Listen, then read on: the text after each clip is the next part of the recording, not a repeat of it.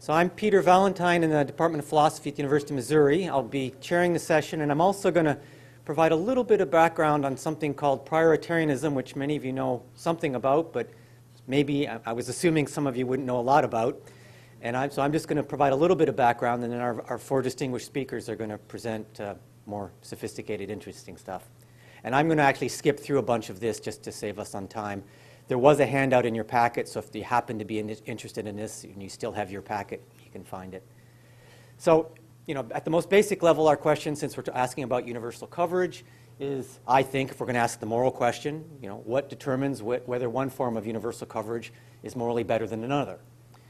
And by the way, I don't know much about healthcare. I'm a complete outsider. So I'm going to focus on the more general question would just be what determines whether a healthcare policy system for a given country and time is better than another. And I'm just going to assume as background this condition of Pareto superiority.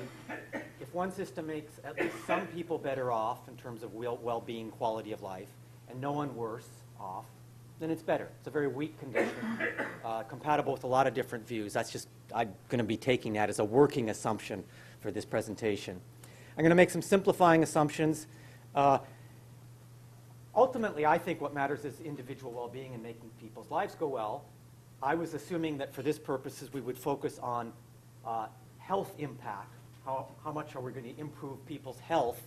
And so I'm just going to focus on health-adjusted years of life, or DALYs, right? Now, we know that leaves out some important stuff. I'm just going to ignore that fact and just focus on that. I'm just going to assume we're dealing with a fixed population, so we don't have to worry about a difference between total and average or certain problems that arise when you get different people existing under different policies. And I'm going to ignore uncertainty. So I'm just going to take the simplest of cases. So I'll talk about health years, which is it's adjusted for health. Take a DALY. I don't know what the best measure is, but something like that. So one view, which I guess is the typical view, would be something that I would call health utilitarianism.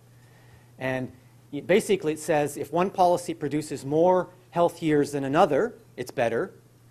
And if they have the same total, they're equally good. It just adds up health years for people and doesn't care about how things are distributed. But more and more people are worrying about equity or sensitivity to how health is distributed. So if you're worried about equity, that might be related to some different considerations. One, you might think about desert. Maybe some people deserve better health than others. Maybe the person who's looked after her health carefully, eats well, exercises, and the alcoholic doesn't. I mean, that's all, there's controversial assumptions, but you might think that. Or you might think that the relevant distributive consideration is some kind of equality. Everybody should have equal health, or at least equal opportunity for health. Or you might think that there should be some kind of special priority for the worse off. And that's the idea is maybe we're still going to total things up, but we're going to give extra weight to improving health at the bottom. That's what I'm going to talk about. So I'm going to focus on that and just tell you a little bit about it. I'll skip that.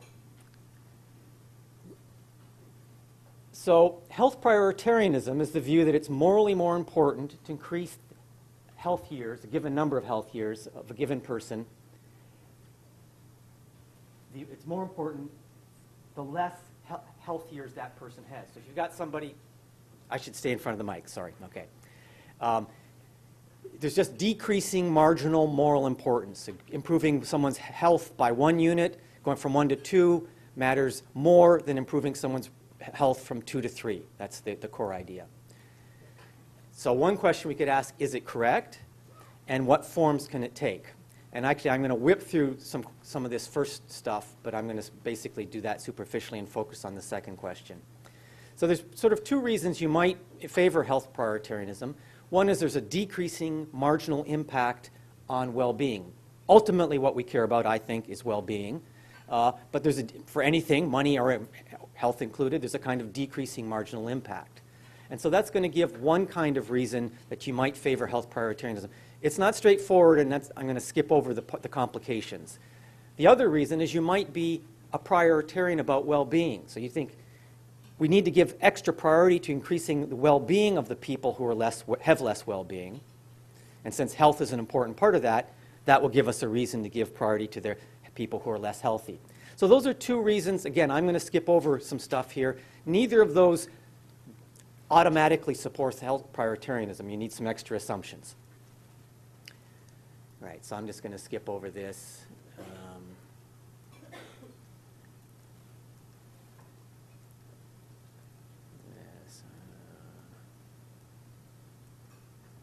I agree with all that. Right. Okay.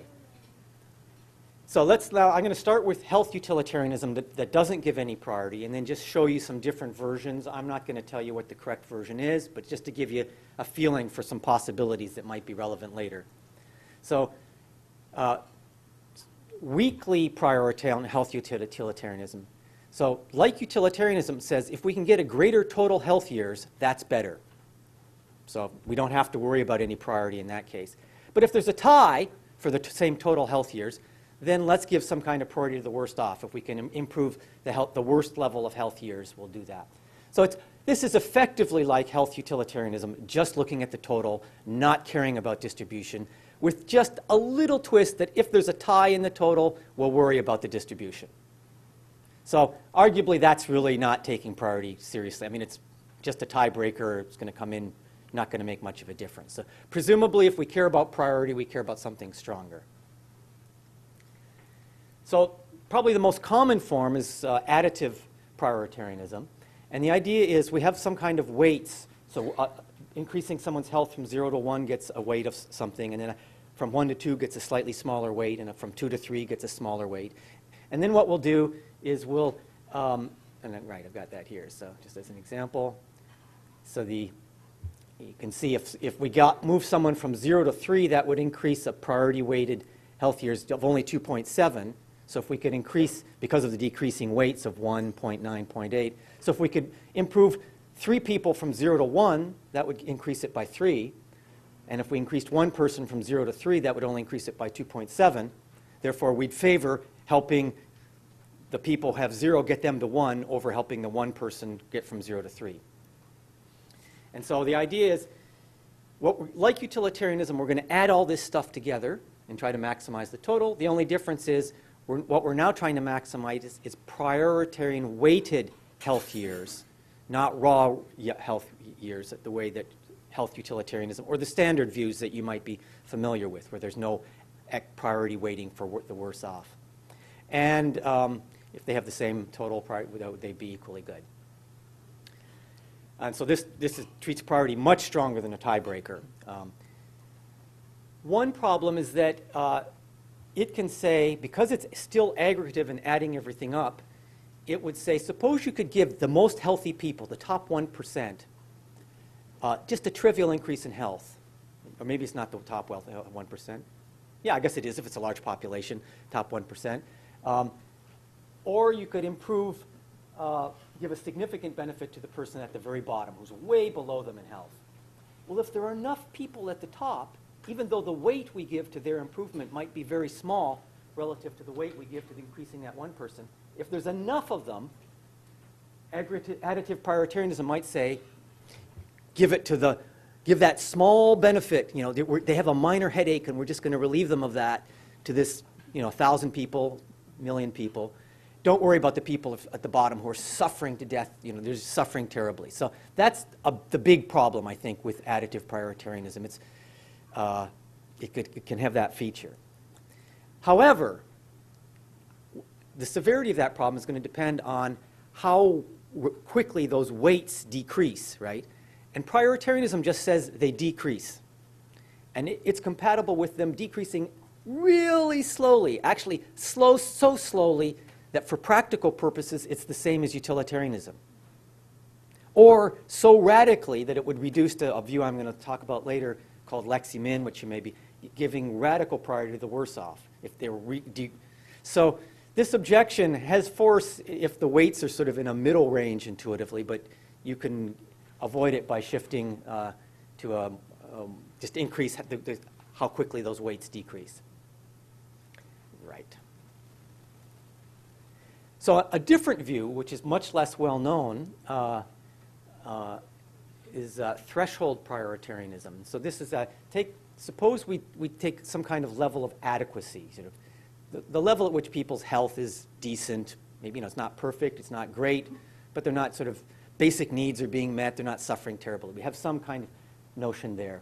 And so we're going to talk about someone's truncated health years, which will be the lesser of their actual and this limit. So if someone's above the limit, we don't count them as having the full value. We just say, well, we'll count you, we'll truncate you at that. So for example, if we've got the threshold is 10, we've got somebody at 8 years, health years, and someone at 12, well, we truncate them, we cut them off at 10. So we get that person who we can give 8 health years, that's 8. We count that. But the person who would get 12, we truncate at 10, so we're not going to count health years above the threshold for the first step, right? And so here's what this view says. First priority is to, if we can get greater truncated prioritarian weighted health years, well, that's better.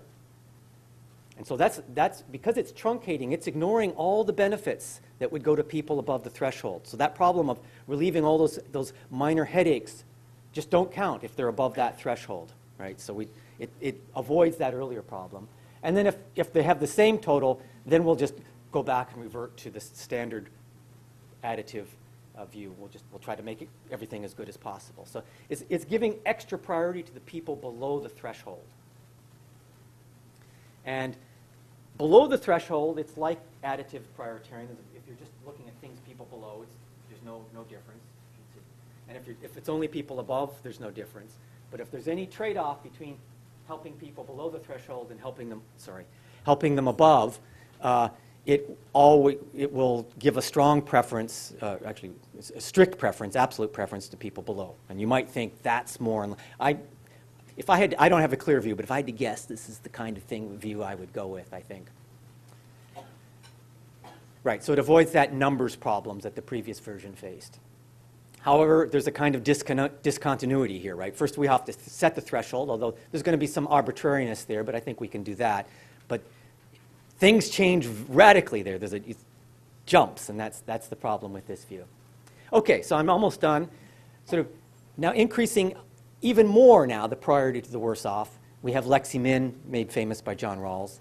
And basically, what we do is if we're comparing systems, we ask, how many health years does the person who has the least number, look at the worst off person in terms of health years, and compare the worst off person under this policy with the worst off person under that policy, and just make that person as well off as possible.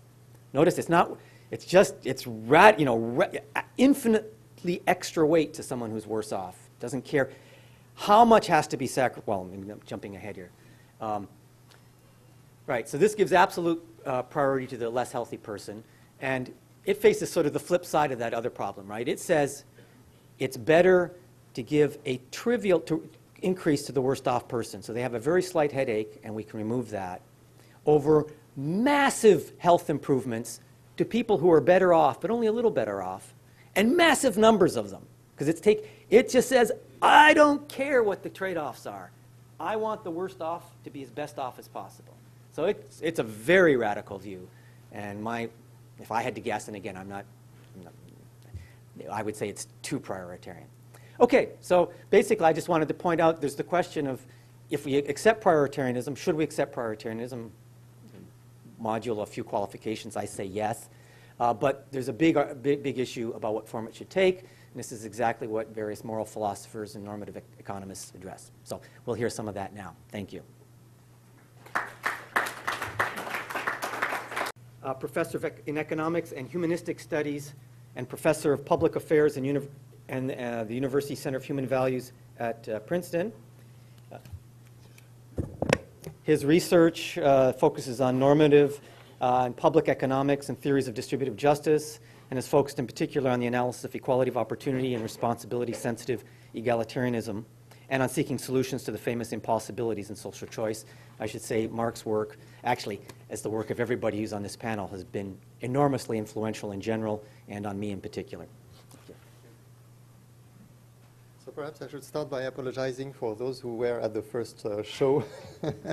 But there will be some changes, so it will be exciting in trying to notice what the changes are.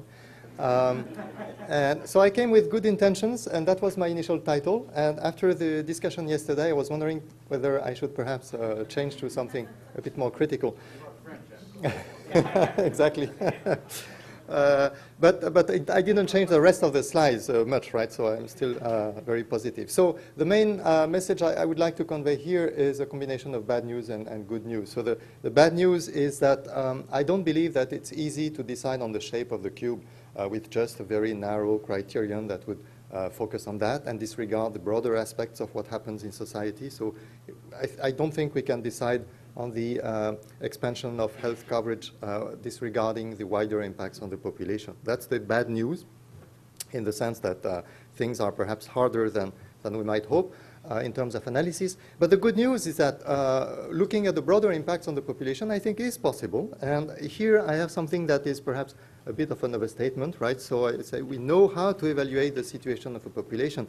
Of course, there are still quite a few questions that are hard to address, but nevertheless, let me try to give you the flavor of how we can think of addressing these questions. And I really think we should be optimistic and positive about moving forward in the direction of having interesting indicators about the global situation of a population.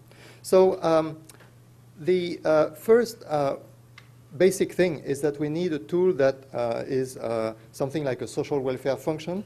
And here I can rely on Matthew Adler's next talk, I guess, and also his monumental book on the topic, where he really very nicely advocates that this is the kind of tool that we need. Just to motivate a little bit, and I'll be quick on that because Matt will be here later. The health benefits that people get from expanded coverage, of course, they have an impact on health. But not just that, they also have an impact on their well-being directly, and they have an impact on other aspects that determine their well-being, like their living standards, their capacities to do many things in life. And so just focusing on the health impacts may miss perhaps a big element of the benefits, the good things of the expansion of the health system. And if we want to argue in favor of such expansion, it seems that we are somehow limiting or cutting our wings. We really have more arguments than we think if we just look at health. So the three dimensions of the cube, rate of coverage, population covered, and the services covered, all of these will affect the distribution of the well-being and living standards and health in the population in various ways. And so we should really look at the consequences on all these aspects for each of these three dimensions. And someone yesterday said that there is a fourth dimension that should not be ignored, which is the mode of funding. How do we get the budget for the cube? And that should be indeed very important. And as you know, when the cube is very small, expanding it might actually improve the budget itself, right? Because people get more productive, the economy grows more. And so at the beginning, it's really something that is a win-win situation. But after some point, there is a trade-off, and it's important to be able to address the trade-off between health and other dimensions of people's well-being. Just perhaps an aside, and here again I'll be quick because Alex is here and will elaborate more eloquently than I can do on this aspect. The issue of health is often taken by economists to be an issue of insurance, pure insurance, and mostly in many economic papers it's an issue of financial insurance, right? Because the extra medical expenditures that you incur when you get sick, that's something that has to be covered by this insurance. But the issue of the health system is not just the issue of financial insurance. It's much broader than that.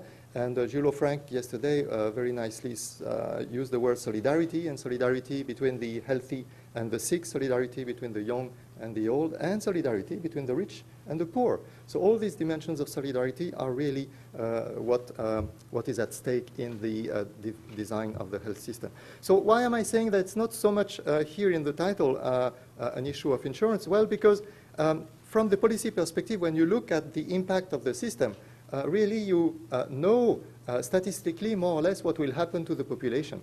And so at the level of analysis, there is no big uncertainty. There is, of course, uncertainty at the individual level, but not at the level of policy making. And so you can really implement something like a social welfare function to evaluate the distribution of health and consumption across people. And that's, I claim, that is what matters a lot to people, what really happens to them, not just the fact that they have an ex-ante peace of mind, but what really happens to them. I don't want to appear to contradict. We had a kind of discussion with Dean Jameson yesterday about this. Peace of mind is still a good benefit for people. The fact that even if things turn out pretty badly for them or pretty well, the fact that before that they had peace of mind is something that is a real benefit, so that should not be ignored.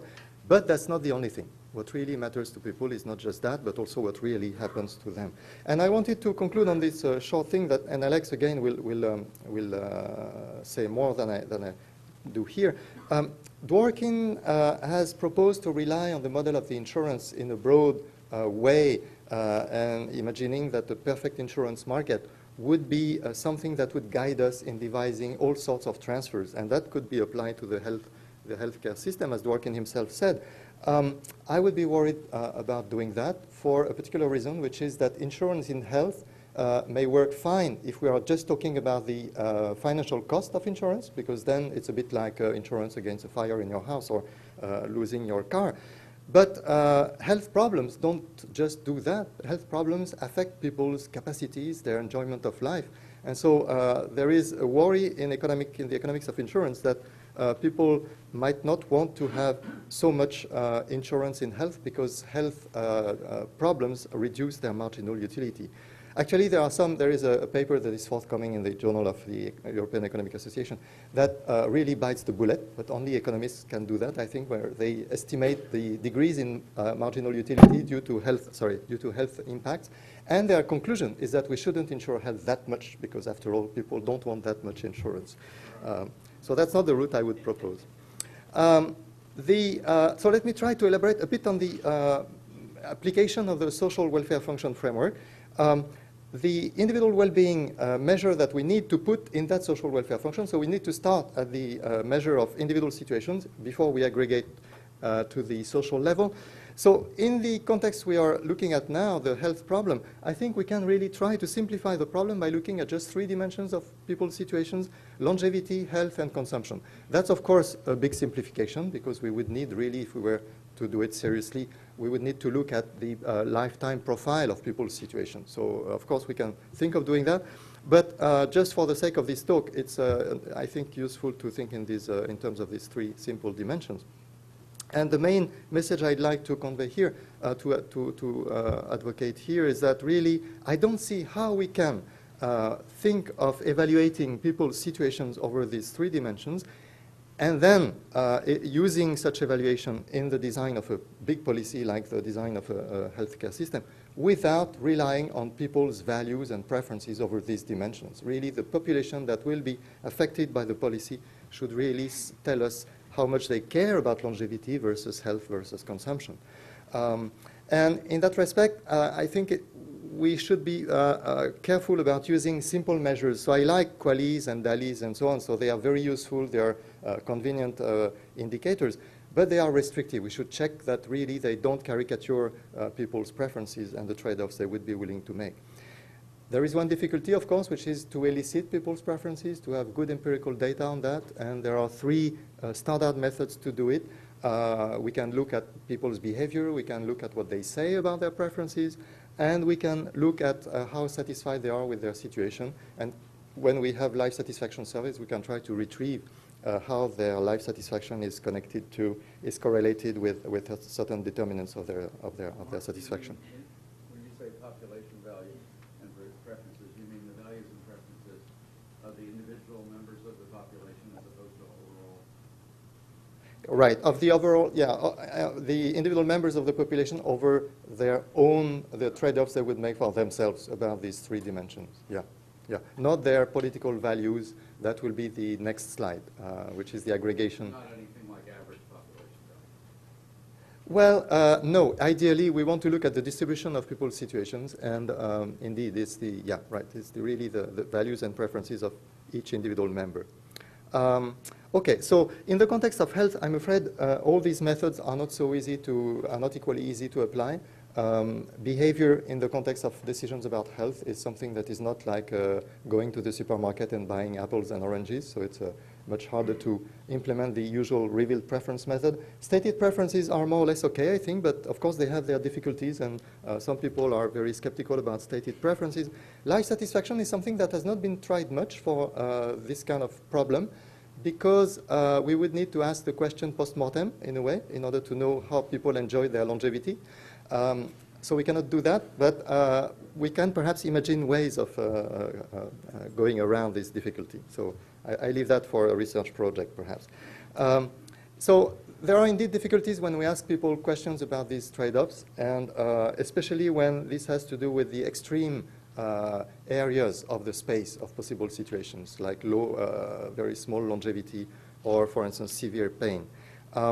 I usually face the objection that what I want to have, when I want to study these preferences, these are things that are too hard for people to address, to see and to evaluate for their own situation, for their own life. I don't think so. Actually, people on a daily basis, they always make decisions about things which are more complex than what I need here. They make decisions about lotteries. They make decisions about prospects of longevity and health and future income in their choice of occupation, in their choice of lifestyle, and so on. So these decisions are always made on a much more complex subject than I need, because what I need is trade-offs about final situations, whereas what people do is trade-offs over not just final situations, but lotteries on these final situations.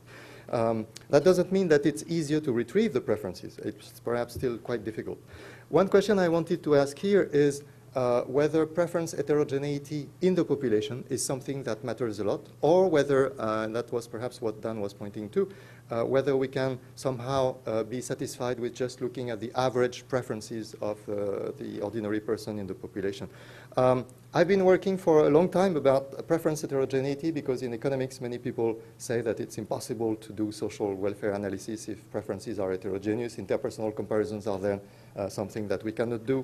So I've been trying to solve this hurdle for years, and the paper that I mentioned here with some co-authors is proposing a way to solve this problem for cost-benefit analysis applied to health when the population has heterogeneous preferences. But the question I wanted to ask you is it important, if we think of developing countries where we want to talk about the expansion of health coverage, are there heterogeneities between different groups of the population that we would really need to cater to in the design of the healthcare system? I'm not sure that's a real question. I'd like to get an answer to. Okay, the aggregation step now, once you have your measure of individual well-being, the key question was very nicely summarized by Peter. We need to to choose the degree of priority to the worse off. And Peter has well explained the trade-offs between the various degrees from zero priority to absolute priority. He was skeptical about the absolute priority, the Leximin, the Rawlsian absolute priority to the worse off. I'm skeptical too, especially in the context of health. There are other contexts like taxation of income where it's not so bad to use the Rawlsian priority because in the context of taxation, there is no big danger of the focus on the worst off distorting the policy too much, in fact. In the context of health, I'm not so sure, because there are some situations which are really so bad and very costly to address that we might have real problems implementing something like the Leximin. There is an issue that usually we don't talk about that we haven't addressed really so far in our discussions, which is the impact on the change in population that the policies have. If you save young people, you also save the children they will have in the future and their grandchildren and so on. So we don't really measure that. I'm not sure we should really care about that because the impact, what would matter would be not so much the change in the identity of the people, we don't really care about that, but the change in the size of the population.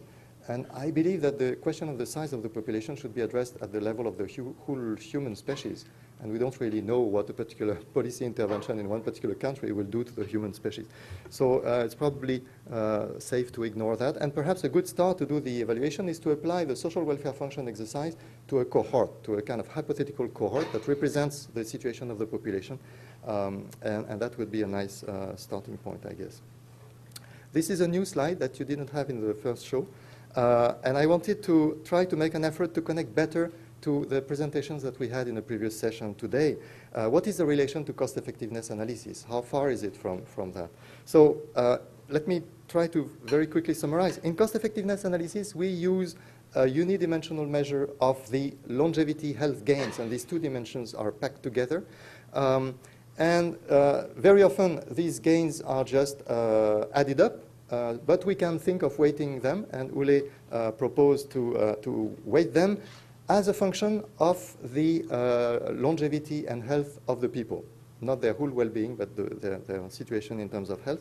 And as you know, there is a fixed cutoff threshold or a fixed budget that is exogenously given.